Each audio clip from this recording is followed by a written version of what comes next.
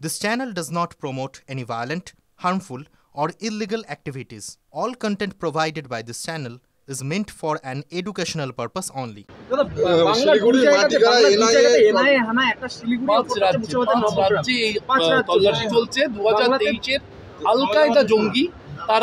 মুর্শিদাবাদ তো একদম ঘাঁটি ওদের, মুর্শিদাবাদ তো ঘাঁটি। এর আগে আনসারুল বাংলার 7 শেখ ধরা পড়েছিল, মাদ্রাসা খুলে 1.5 বছর চালিয়েছে, 3বার তৃণমূলকে ভোট দিয়েছে। এই রাজ্যেই তো খাগড়াগড় বিস্ফোরক। আজকে যারা বড় বড় কথা বলছে, খাগড়াগড়ের সময় কোথায় ছিল তারা?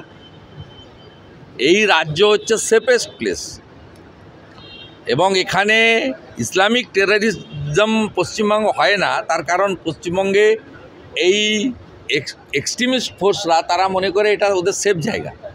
মমতা ব্যানার্জি থাকার জন্য এটা ওদের কাছে সেফ জায়গা। আর আমরা থ্রেট কল খাই। আমি 2 দিন আগেও পাকিস্তান থেকে থ্রেট কল খেয়েছি। না না, যাদের ইন্টারনাল জানলে জানিয়েছি। ডেলি করে, বাংলাদেশ থেকে তো ডেলি প্রত্যেক দিন করে। আমার হোয়াটসঅ্যাপ নাম্বার সবাই জানে। ভিডিও মার্ডার ইনভলভমেন্ট যে কেস, তাতে সজল সরকার কোচবিহারের ব্লক সভাপতি, গুন্ডা একটা সজল, দুর্নীতিগ্রস্ত গুন্ডা।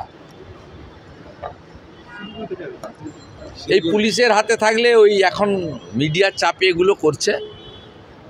আলটিমেটলি নয় হসপিটালে শুয়ে থাকবে পার্থর মতো, সকালবেলা স্যান্ডউইচ খাবে, দুপুরবেলা মটন খাবে, সন্ধ্যাবেলা ইলিশ মাছ খাবে। অসুবিধা কিছু নেই।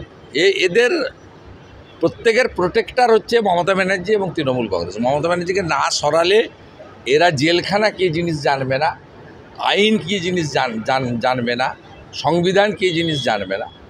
এবং এই যে গুন্ডাগর্দি, বেপরোয়া, লোককে তুলে এনে খুন করে দেওয়া যায়, যা খুশি করা যায়, এগুলো সম্ভব কারণ তারা তৃণমূল কংগ্রেস করে। তাদের মাথায় মমতা ব্যানার্জির হাত রয়েছে।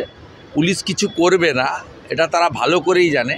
আপনাদের এখন ইস্যু হট, আপনারা দেখাচ্ছেন, আলোচনা হচ্ছেন।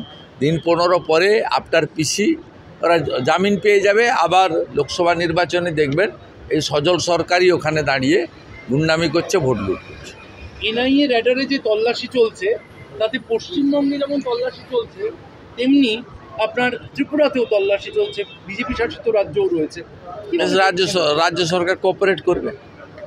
ত্রিপুরা বাংলাদেশ বর্ডার, এই বিস্ফোরণ নিয়ে ইতিমধ্যে যা এসেছে সংবাদ মাধ্যমের মাধ্যমে বা ইলেকট্রনিক্স মিডিয়ার মাধ্যমে, তাতে তো খুব পরিষ্কার এতে বাংলাদেশের যোগ রয়েছে।